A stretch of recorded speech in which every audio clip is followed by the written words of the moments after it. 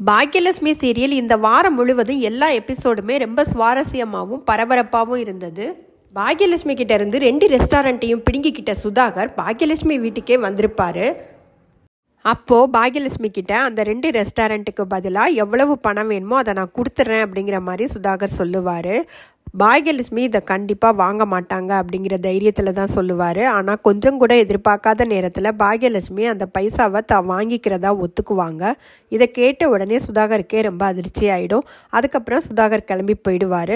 அவர் கிளம்பி போனதுக்கப்புறமா ஈஸ்வரி, கோபி, செழியன் 3 பேருமே அந்த பணத்தை வாங்க வேண்டாம், சம்மந்திக்கிட்ட பணம் வாங்குறதெல்லாம் தப்பு அப்படிங்கிற மாதிரி சொல்லுவாங்க.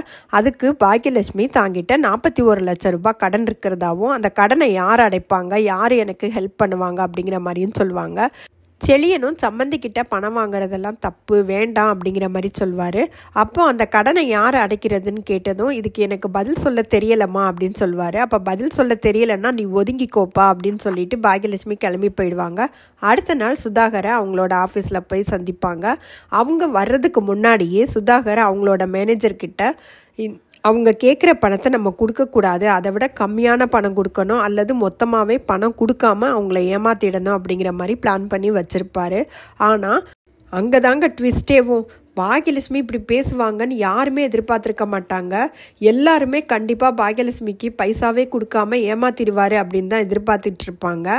ஆனால் பாக்யலட்சுமி சூப்பராக பேசி 20 லட்சம் கொடுக்குறேன் அப்படின்னு சொல்கிறத 15 லட்சமும் ப்ளஸ் ஒரு 5 லட்சம் சேர்த்து 20 லட்சமாக கொடுக்குறேன் அப்படின்னு சொன்னதை 40 லட்சம் 50 லட்சம்னு கொண்டு வந்து 60 லட்சம் வேணும், ஆனால் நீங்கள் எனக்கு சம்மந்தியாக போயிட்டீங்க, அதனால 50 லட்சம் வாங்கிக்கிறேன் அப்படிங்கிற மாதிரி அந்த பைசாவுக்கு ஒத்துக்குவாங்க.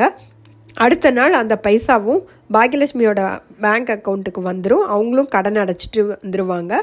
மீதம் இருக்கிற பைசாவை அவங்கக்கிட்ட வேலை செய்கிற எல்லாருக்கும் பிரித்து கொடுத்துருவாங்க. பாக்யலட்சுமி தாங்கிட்ட இருந்து 50 லட்சம் ரூபாய் வாங்கிக்கிட்டாங்க அப்படின்னதும் சுதாகருக்கு ரொம்பவே கோவம் வந்துடும். அவங்கள எப்படியாவது பழி வாங்கணும் அப்படிங்கிற எண்ணத்தில் தான் இருப்பார். ஹனிமூன் போன இனியாவும் நிதிஷும் திரும்பி வந்துடுவாங்க. அவங்க வந்து என்ன சொல்கிறாங்க சுதாகரை பற்றி அப்படிங்கிறது தான் அடுத்த வார எபிசோடில் எல்லாமே இருக்கும்.